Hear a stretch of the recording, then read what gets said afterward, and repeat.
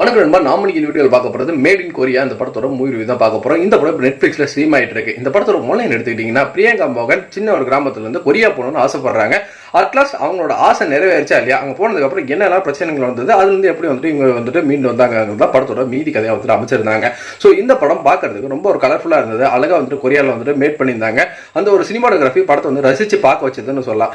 படம் 2 மணி நேரத்துக்கு இந்த கதைக்களம் அப்படிங்கிறது ஒரு போதுமான கதைக்களம் தான். ஆனா அதுக்கான திரைக்கதையை எடுத்திருக்காங்களான்னு கேட்டீங்கன்னா அங்கதான் ஒரு கொஸ்டின் மார்க். சோ அதுக்கான திரைக்கதை அப்படிங்கிறது சுத்தமா கிடையாது. பிரியங்கா மோகன் கொடுக்கப்பட்ட வேலையை சிறப்பாக பண்ணியிருந்தாங்க. கொரியா போனதுக்கு அப்புறம் அங்க வரக்கூடிய ஒரு பார்ட்டி கேரக்டரும் இவங்க ஹெல்ப் பண்ணக்கூடிய ஒருத்தர் கேரக்டருமே நீட்டா பிரசன்ட் ஆயிருந்தது. அவங்க எல்லாருமே நம்ம ஊருக்கு வரக்கூடிய சில சீக்வன்ஸ் ஓகே நல்லா இருந்ததுன்னு சொல்லலாம். ஈஸியா இவங்களுக்கான ஒரு ஆம்பிஷன் அச்சீவ் பண்ணிடுறாங்க. அங்க போனதுக்கு அப்புறம் பிரச்சனை கிடையாது. ஒரு வீட்டுல வேலை செய்யறாங்க, 3 ரெஸ்டாரண்ட் ஆரம்பிக்கிறாங்க. எல்லாருமே ஒரு பாசிட்டிவ்ஸா படம் போயிட்டு இருக்கிறதுனால எந்த இடத்துலயுமே ஒரு தடையை மீறி இவங்க இது பண்ணாங்க. அங்க போனதுக்கு அப்புறம் என்ன நடந்துச்சுன்னு கிடையாது. இவங்களோட ஆசை போகணும் அப்படிங்கிறது போயிட்டாங்க. அதுக்கப்புறம் அங்க ஒரு லைட்டா ஒரு ஷார்ட் பிலிம் கேத்த ஒரு கண்டென்ட் தான் இருந்தது. ஒரு 2 மணி நேரம் எனக்கு இந்த கண்டென்ட் படத்தை ஹோல்ட் பண்ண முடியல. என்ன பொறுத்த வரைக்கும் ஒரு பிலா வர்ஜன படமா தான் இருந்தது. நீங்க இந்த படம் பாத்துட்டீங்கன்னா உங்களுக்கு எப்படி போச்சு நம்மளோட கமெண்ட் செக்ஷன்ல தெரியும்.